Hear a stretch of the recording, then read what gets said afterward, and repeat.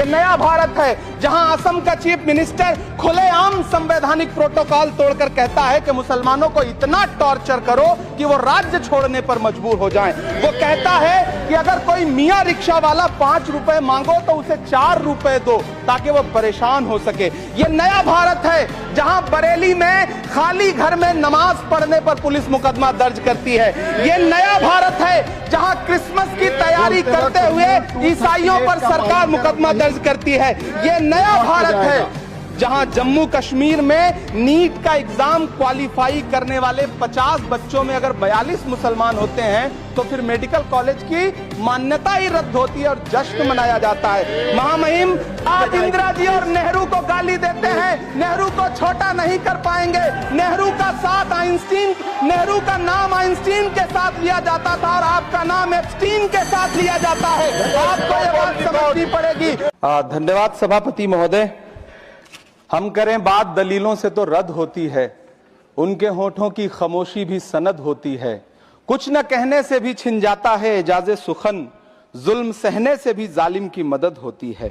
सभापति महोदय, मैं राष्ट्रपति के अभिभाषण पे अपने बात रखने के लिए खड़ा हुआ हूं। उस दिन देश की संसद के गलियारों में सरकार की तारीफ करती हुई महामहिम की आवाज गूंज रही थी, तो उधर मेरे कानों में हसदेव के जंगलों में आदिवासियों को जिंदगी देने वाले पेड़ों पर चलती हुई कुल्हाड़ी की आवाज गूंज रही थी। सभापति महोदय, इस तरफ महामहिम के भाषण पर प्रधानमंत्री जी संसद की मेज थपथपा रहे थे और उधर उत्तराखंड की अभागी बिटिया अंकिता भंडारी के इंसाफ की आवाजें मध्यम पड़ती जा रही थीं, जो आज भी पूछ रही हैं कि आखिर वो वीआईपी कौन था जिसके लिए अंकिता भंडारी को मार दिया गया। सभापति महोदय, इधर महामहिम सामाजिक न्याय की बात कर रही थीं और उधर उत्तराखंड के कोटद्वार में नफरती लोगों के खिलाफ एक बुजुर्ग को बचाने के लिए खड़ा हुआ दीपक, जो मोहब्बतों की रोशनी लेके खड़ा हुआ था, उसके खिलाफ कोटद्वार की पुलिस गंभीर धाराओं में एफआईआर दर्ज कर रही थी और वो भी उस दिन हो रहा था जब उत्तराखंड के मुख्यमंत्री कोटद्वार में मौजूद थे।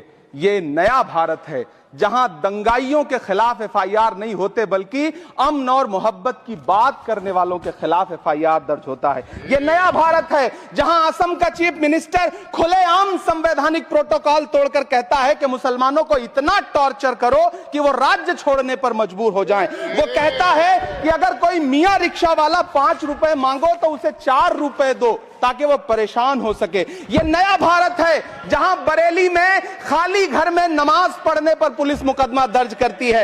ये नया भारत है जहां क्रिसमस की तैयारी